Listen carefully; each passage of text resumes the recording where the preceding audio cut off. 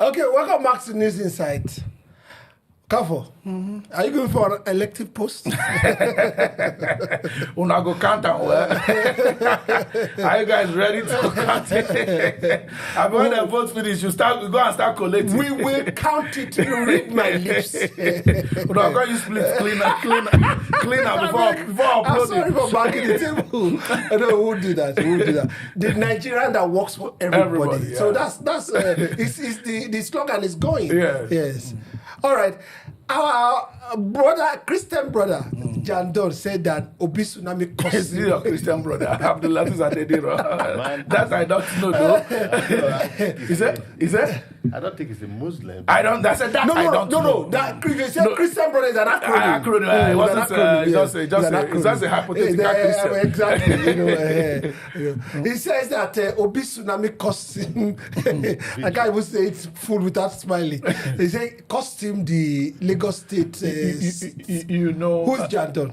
Well, Sanwo-Olu was re-elected in 2023. Yes. That was a sitting Lagos State governor. Yes. Everybody knows all over the world that it's difficult. Hold on, sir. Hold on. Yes. First of all, I wanted to start from Tinubu losing Lagos. Yeah, I'm coming.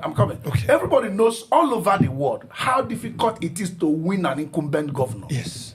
Let alone that of Lagos State. And Jandon, whom I'm certain, not Philip, can you recognize Jandon's picture when you see it? I don't know. You understand? So now Jandon felt that he could have won Sanwo-Olu in 2023 election. It's like wishing for too much. Say if not for Obi Tsunami. You understand? So everybody tries to anchor, and that is why I keep saying, you see PDP kind of politics that is now anchored on step down for me so that I can win. Atiku has sold it to all of them. That, if Obi contest, I cannot win. Until Tabu has stepped down, I cannot win. So now, until Obi's movement, Jandon cannot win. Why is it democracy? Why is it politics? Why is it politics? And before then, you just asked the question, who was Jandon? Do you understand? Now, Asiwaju himself lost to Obi In Lagos. In a presidential election. If there's anybody talking about winning that election, it's GRV that should be talking. Yes. Not Jandon. Abdul-Azeez Adediran, I mean, he's a politician. We are not trying to belittle his ticket at the platform of the PDP. But for no calculation would that election have been for him. Our Christian brother Jandon, he said he would have swept the whole of Lagos, if not that Obi had. So that means Obi Tsunami swept him away. Right? You see, when people make statements, sometimes they don't, consider the implication of the statement they made. If I am going for an election to test my popularity, and at the end of the day I lost the election, I will not blame you on somebody else's popularity. It shows I wasn't prepared in the first place. Agreed, Jandon was somebody to reckon with in Lagos State because he actually started the movement Lagos for Lagosian in the APC, and he was really gaining ground before he moved into PDP. But the truth also remained that, we've always said that there's no smoke without fire. What Jandon said, there's element of truth in it. If the battle were to be straight battle between PDP and APC, maybe, just maybe, may have done better. But in this circumstance, like he said, it's democracy. It's not a two-party state. It's a multi-party system. So Labour sprang up, and Obi was there. But let's also look at it very critically. The obedient movement also helped to propagate him.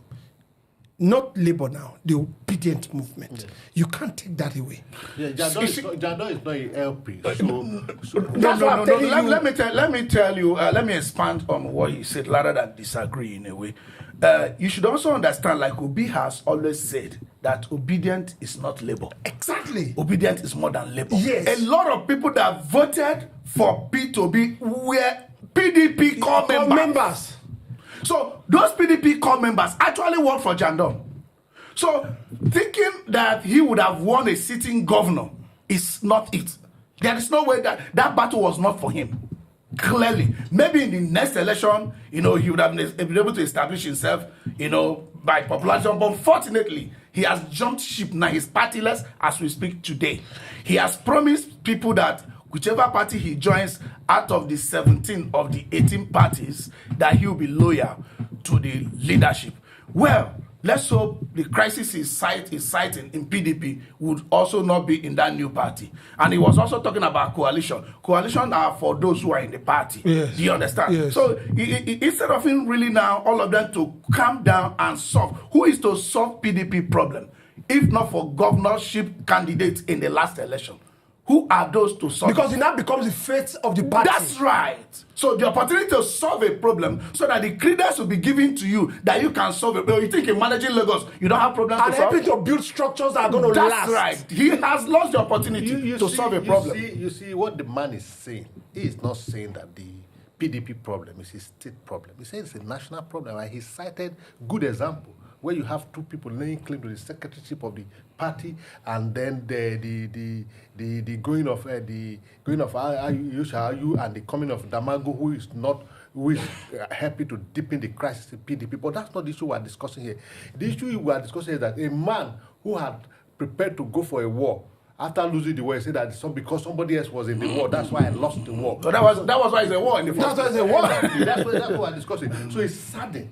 It's very saddening that when he should have kept quiet instead of saying that and build himself up. Exactly, instead of saying that because of Obi Tsunami. Why can't it be a tsunami? But you see, that's what I try to bring up. Now, Obi Tsunami made, in quotes, Asiwaju to lose Lagos. Yes. But Obi Tsunami did not prevent Sanwo-Olu to lose Lagos. So, I mean, why do you have to blame your opponent, okay, who eventually beats you beating you? He came to beat you. You are in the boxing ring so he can beat you. It was a You tug are of blaming war. him for beating you. If not that he beat you, Yes. that you would have won. Of course. that's why it's a fight. Everybody wanted to be governor. Every governorship candidate wanted to be governor. And then you want to be You governor. see, the thing I'm looking at, because I was very aware of the support he got from the obedient movement.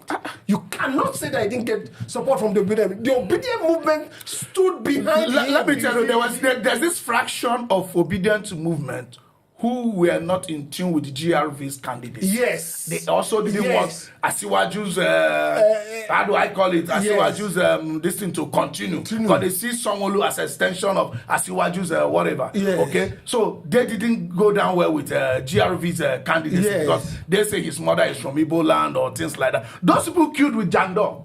You see what a lot of them. You see what I want to say here is this.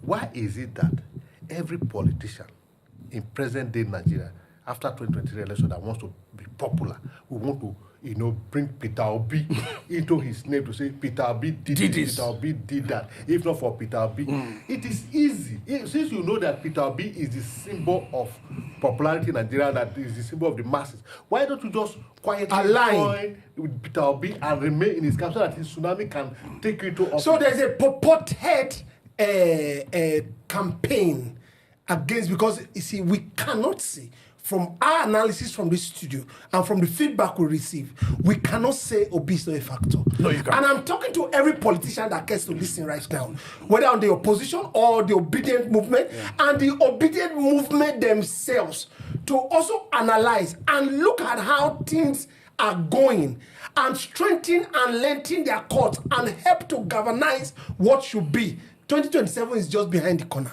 Do you understand? Instead of accusing the obedient movement, they cut my leg, this one, that one, and also tell the obedient movement, put your house in order. That's what I think. No. I said it the last time that I tried to divide it into two broad spectrum. Voting and counting the vote. Yes.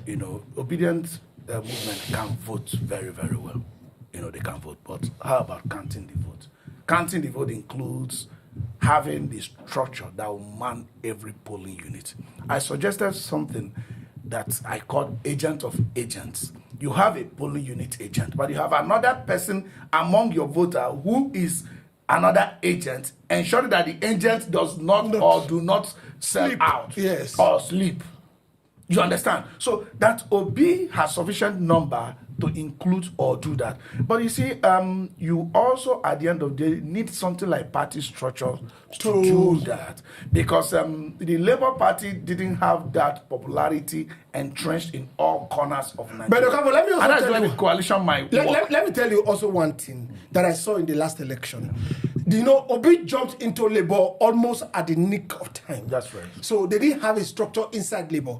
And Labour was also formed by some people that are henchmen in the APC. So they infiltrated Labour and they allowed the structures to work excellently. If I was Obi movement, we choose our tent early.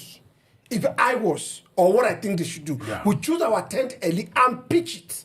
When we pitch it, we have to build the structure and galvanize the structure in the way that it should go, so that when it gets up, because they brought in agents, that's the Obi movement. The Labour Party refused those agents until people at the police station now became agents of Obi. That's what we are told. Yes. You know, that's what we're told. The thing remains this. We have said it here on this platform.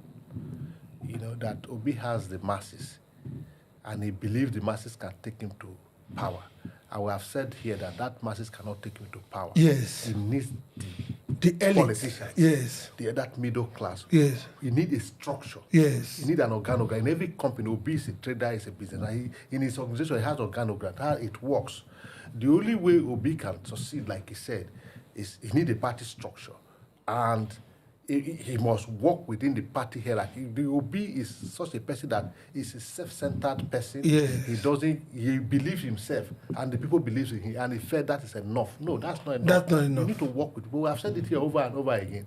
You need to move into a party or a coalition, and then people will be, there will be division of labor. People will be assigned to do their job. It's only that way that can move that forward. Collaboration that can bring whatever Obi tsunami, whether you can call it tsunami tomorrow or whatever it is, it will not still give you the desired result. He will just remain the president we never had. Obedient group we are talking about. Who are the obedient groups? Are they organized? Okay, out of time, what's your advice to Jandor? Yeah, Jandor, at least he's partyless. Yes. So this is now the best time to queue with what he thinks is right. Will serve it. Your advice to Jandor? My advice to Jandor is simple and straightforward. Since he know Obi tsunami sweating away, he join the obedient group so that he will not be sweating. No need to miss work. I wish I could put all they said together, but I'm sure you know what they said. We'll be right back on this inside.